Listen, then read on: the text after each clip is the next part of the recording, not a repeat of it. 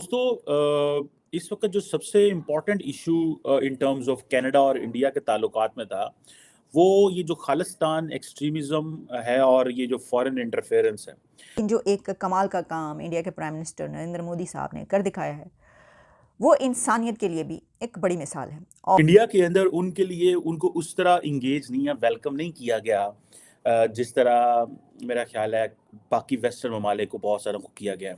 चाहे वो कोई गरीब कंट्री हो, वो कोई भी हो, लेकिन अगर वो इसमें दुनिया को आगे ले जाने के लिए, इस प्लेनेट की तरक्की में हमारा साथ देना चाहता है, तो हम आपके साथ हैं। प्राइम मिनिस्टर ट्रूडो हैं, उन्होंने भी बात की मीडिया से।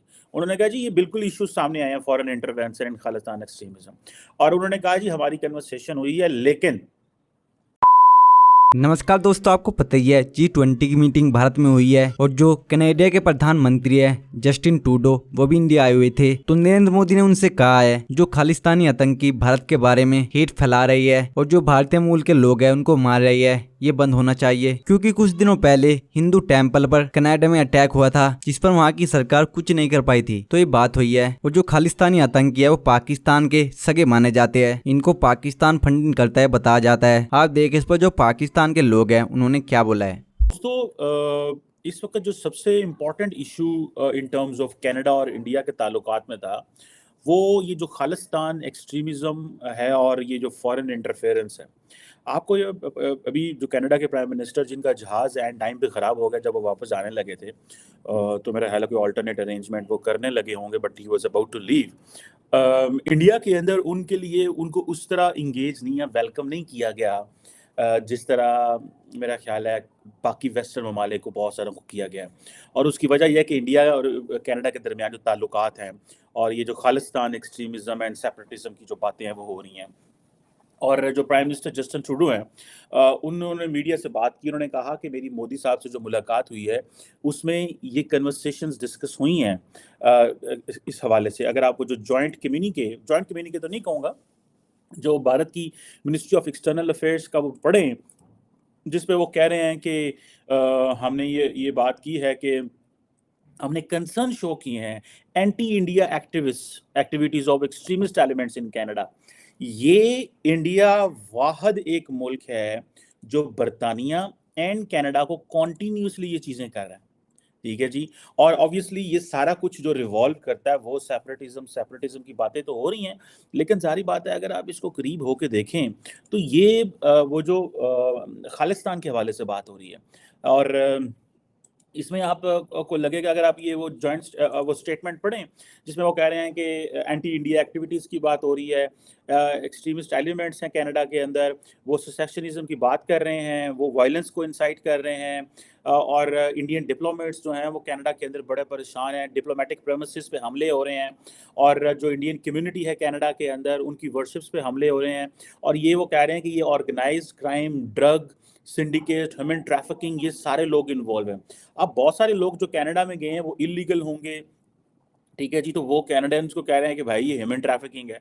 अच्छा, बहुत सारे मुल्कों में ज़ाहिर बात है इंडियंस इलीगल हैं, पाकिस्तानी इलीगल हैं, मतलब वो जाते हैं वहाँ पे तो ओवरस्टे कर लेते हैं, मतलब, और फिर वहाँ पे असाइलम वगैरह अप्लाई कर देते हैं, and that's how they continue so many things. So Indians कह रहे हैं, इंडियन की गवर्नमेंट कह रही है कि ये आप ऐसे कह रहे हैं। अच्छा, इस चीज़ में ये अब फिर एक बड़ा पॉइंट ऑफ कॉन्फ्लिक्ट है दोनों मुल्कों के दरमियान। अच्छा, जो प्राइम मिनिस्टर ट्रूडो हैं उन्होंने भी बात की मीडिया से। उन्होंने कहा जी ये बिल्कुल इश्यूज सामने आए हैं foreign intervention and Khalistan extremism, और उन्होंने कहा जी हमारी कन्वर्सेशन हुई है लेकिन कनाडा जो है वो फ्रीडम ऑफ एक्सप्रेशन को डिफेंड करेगा, फ्रीडम ऑफ कॉन्शियस को डिफेंड करेगा, और फ्रीडम ऑफ पीसफुल प्रोटेस्ट को डिफेंड करेगा। और वो कहते हैं ये हमारे लिए बड़ी इंपॉर्टेंट है। सो इन अदर वर्ड्स उन्होंने भी इंडिया को स्नब कर दिया है कि उन्होंने कहा जी हमारी जो डेफिनेशन है ना फ्रीडम ऑफ एक्सप्रेशन की वो इंडिया की डेफिनेशन से नहीं मिलती। हमारी जो डेफिनेशन है फ्रीडम ऑफ कॉन्शियस की वो इंडिया की डेफिनेशन से नहीं मिलती। और हमारे यहाँ जो ये चीज़ें हैं, सो वो कहते हैं लेकिन दैट इज़ आवर जॉब कि हम वायलेंस को प्रिवेंट करें और नफ़रत को वापस भेजें और नफ़रत को पुश बैक करें। और वो कहते हैं कि ये कम्युनिटी के लिए बड़ा इंपॉर्टेंट है, और ये पूरे कनाडा के लिए बड़ा इंपॉर्टेंट है।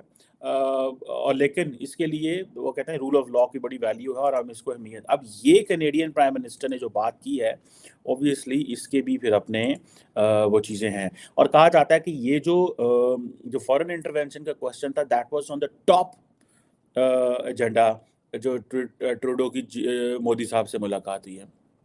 और नरेंद्र मोदी जो है, उनकी खास कॉन्स्टिट्यूएंसी है इंडिया के अंदर, जो ये सारी की सारी ये जो खालिस्तान सेपरेटिज्म को लेके डिस्कशन कर रही है और जो कनेडियन गवर्नमेंट के साथ बात कर रही है, ब्रिटिश गवर्नमेंट के साथ बात कर रही है। मुझे याद है कि if I am not wrong, तो जो ब्रिटिश हाई कमीशन है, वहाँ पे पता नहीं कौन सा खालिस्तानी झंडा शायद लहरा दिया गया था। वन सेकंड क्या हुआ कि एक हुआ था कि ब्रिटिश हाई कमीशन की इंडियन हाई कमीशन की लंदन में सिक्योरिटी कॉम्प्रोमाइज़ हुई थी। लेकिन जो एक कमाल का काम इंडिया के प्राइम मिनिस्टर नरेंद्र मोदी साहब ने कर दिखाया है, वो इंसानियत के लिए भी एक बड़ी मिसाल है। और वो ये हुआ कि पीएम मोदी ने अफ्रीकन यूनियन चीफ को बाकायदा बुलाया और उनको गले लगाया, पहले अनाउंस किया, उसके बाद एक्सटर्नल अफेयर्स मिनिस्टर उनके डॉक्टर जयशंकर उनको लेने के लिए टेबल के पास पहुँचे और उनको बुलाकर जो है वो बाकायदा गले लगाया गया। पूरी दुनिया के लीडर्स ने वहाँ पर तालियां बजाईं और इसको एक बड़ी विक्ट्री इसलिए कहा जा रहा है कि मैंने पहले भी कहा था, वन फैमिली, वन फ्यूचर और वन वर्ल्ड, ये जो उनका लोगो है और थीम है G20 समिट का, ये हर जगह पर डिपिक्ट होता हुआ नज़र आया। उन्होंने कहा कि इस दुनिया के ख़ानदान को हम लीड करेंगे, हम लेकर चलेंगे। और ये जो एक जेस्चर था, जैसे कि मैंने बताया कि अफ्रीकन यूनियन चीफ के लिए, ये दुनिया के लिए ये जेस्चर है कि हम तुम सबको साथ लेकर चलना चाहते हैं, चाहे वो कोई गरीब कंट्री हो, वो कोई भी हो, लेकिन अगर वो इसमें दुनिया को आगे ले जाने के लिए, इस प्लेनेट की तरक्की में हमारा साथ देना चाहता है, तो हम आपके साथ हैं। ठीक है, तो इसके और भी बहुत सारे एंगल्स हैं, लेकिन मैं आपको ये सुनवाई देती हूँ कि उनको किस तरीके से बुलाया गया। की सहमति से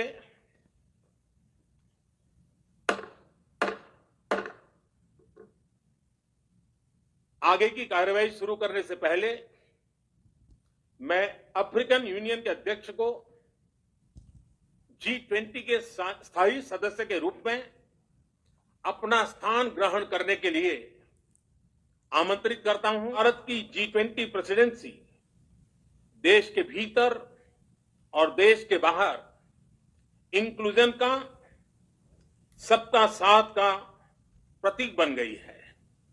भारत में ये पीपल्स G20 बन गया। करोड़ों भारतीय इससे जुड़े। देश के 60 से ज्यादा शहरों में 200 से ज्यादा अधिक बैठकें हुई।